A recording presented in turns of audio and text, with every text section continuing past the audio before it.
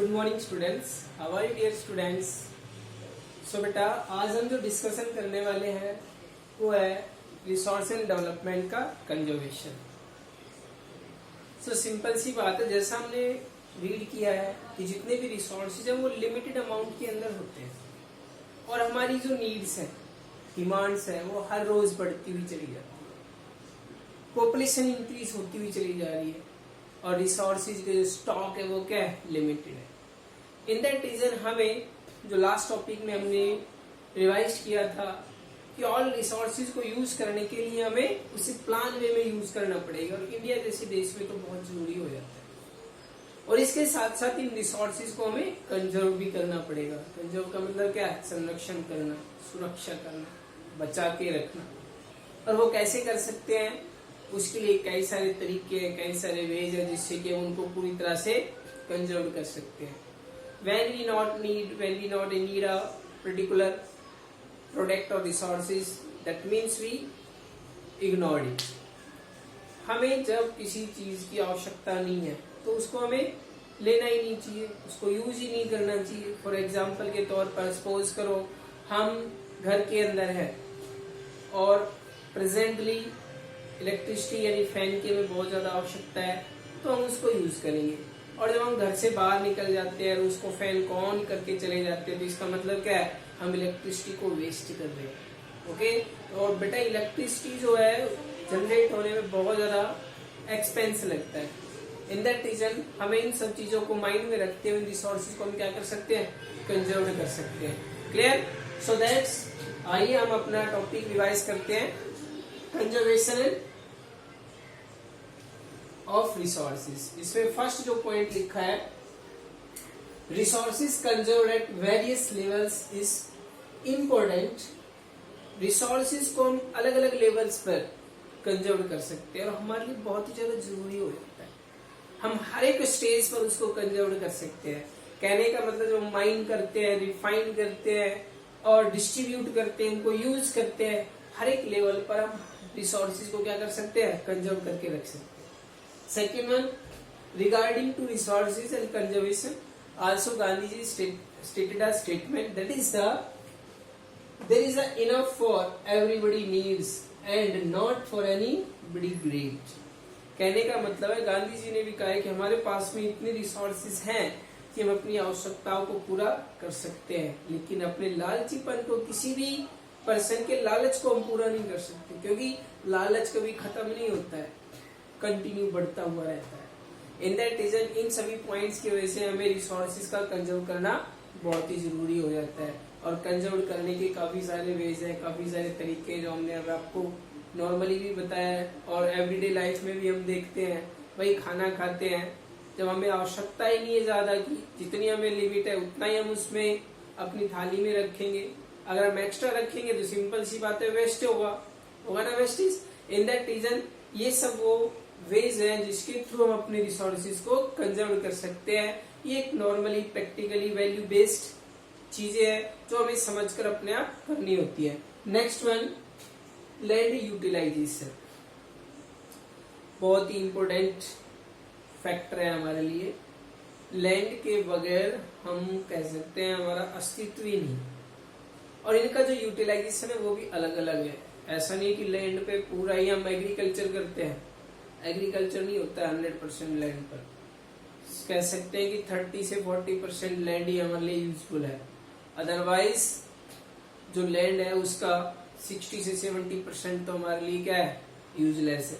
कहीं पे डेजर्ट है, माउंटेन्स है, फॉरेस्ट है, ओके, रिवर्स भी क्रॉस होती हैं, प्लेट्यूज भी हैं। ये सब वो एरियाज है जो लैंड को कैटेगराइज करता है, उनको यूटिलाइजेबल बनाता है। इन दैट रीजन हम यहाँ पर देखते हैं कि लैंड का यूटिलाइजेशन किस वे में हमने डिवाइडेड किया हुआ है। सबसे पहले आता है land resources are use for the following purpose. अलग अलग पर्पजेस के लिए हम लैंड का यूज करते हैं। सबसे पहला आता है फॉरेस्ट। सबसे पहला कितना है, फॉरेस्ट। हमारी अर्थ पर हमने जो टारगेट कर रखा है कि लगभग 1/3 पार्ट पर क्या होना चाहिए, फॉरेस्ट होना चाहिए। वर्ल्ड पॉलिसी भी यही कहती है फॉरेस्ट के रिगार्डिंग कि जो हमारी अर्थ है, लैंड पार्ट है, लैंड पार्ट पर 30% पर क्या होना चाहिए, 1/3 पर फॉरेस्ट होना चाहिए, ताकि हम अपने एनवायरनमेंट को पूरी तरह से प्रोटेक्ट कर सके और अपना इकोलॉजिकल बैलेंस बना सके। हम अगर भारत की बात करते हैं तो इंडिया में हम अभी उस टारगेट को अचीव नहीं कर पाए हैं। तकरीबन 22% पार्ट पर हमारे इंडिया में क्या है, फॉरेस्ट आते हैं। क्लियर। नेक्स्ट है land not available for cultivation. ऐसी लैंड जो एग्रीकल्चर के लिए अवेलेबल नहीं है, किस तरह के लिए नहीं है, एग्रीकल्चर के लिए अवेलेबल नहीं है, उसको भी हम यूटिलाइजेशन फॉर्म में रखते हैं, जिसमें बैरन लैंड एंड वेस्टलैंड आती है। बैरन का मतलब क्या है, डेजर्ट, और वेस्टलैंड जिसको हम यूज ही नहीं ले रहे। ओके, ये भी हम लैंड को डिवाइड किए हुए हैं, यूटिलाइजेशन फॉर्म में आता है।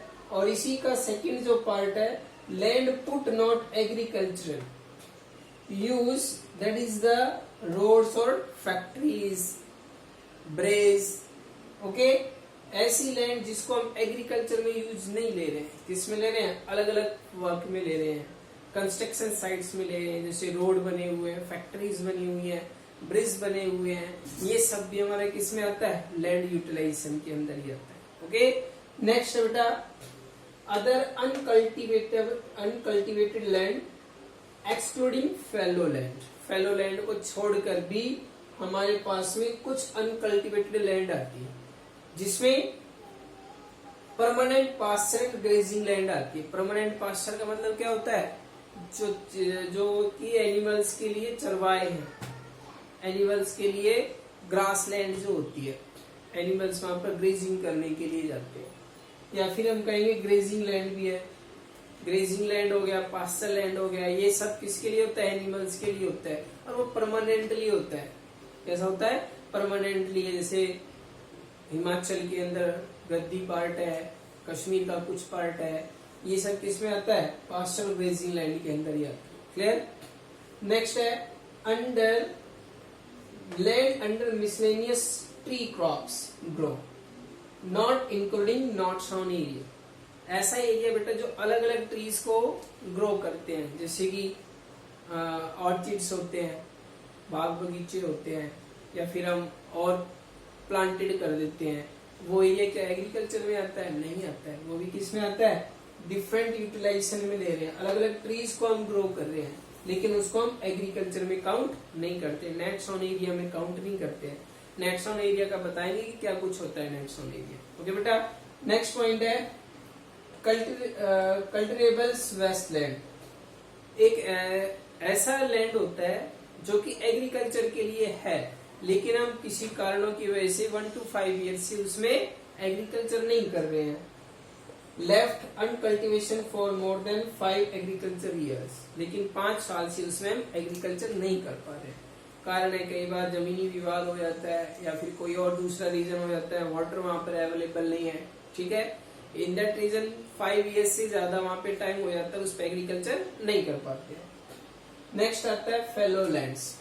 ओके, फेलो लैंड्स का मतलब जो एग्रीकल्चरल लैंड्स में कंसीडर होता है। क्लियर, लेकिन 1 to 2 ईयर्स से हम उस पर एग्रीकल्चर नहीं कर रहे हैं। सो दैट सबसे पहले आता है current fellow, left without cultivation for 1 और less than 1 year. Fellow land जिसमें हम एग्रीकल्चर कर सकते हैं, करते थे, लेकिन 1 या 1 साल से कम पीरियड में हम उसमें एग्रीकल्चर नहीं कर रहे हैं, वो कहलाता है करंट फेलो लैंड। क्या कहलाता है, करंट फेलो लैंड, जिसमें लेस देन 1 ईयर हो चुका है, हम एग्रीकल्चर नहीं कर रहे हैं, लेकिन पहले होता था, that is called current fellow land. Second one other than current fellow.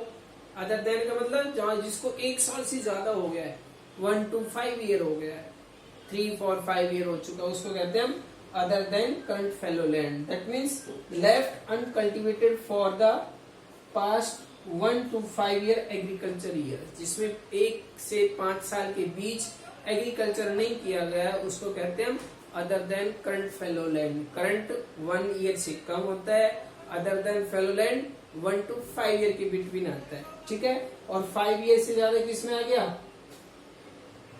5 year से ज्यादा cultivable wasteland, cultivable wasteland. Clear. Last topic है बेटा इसमें नेट्स ऑन एरिया। लास्ट क्या है, नेट्स ऑन एरिया है।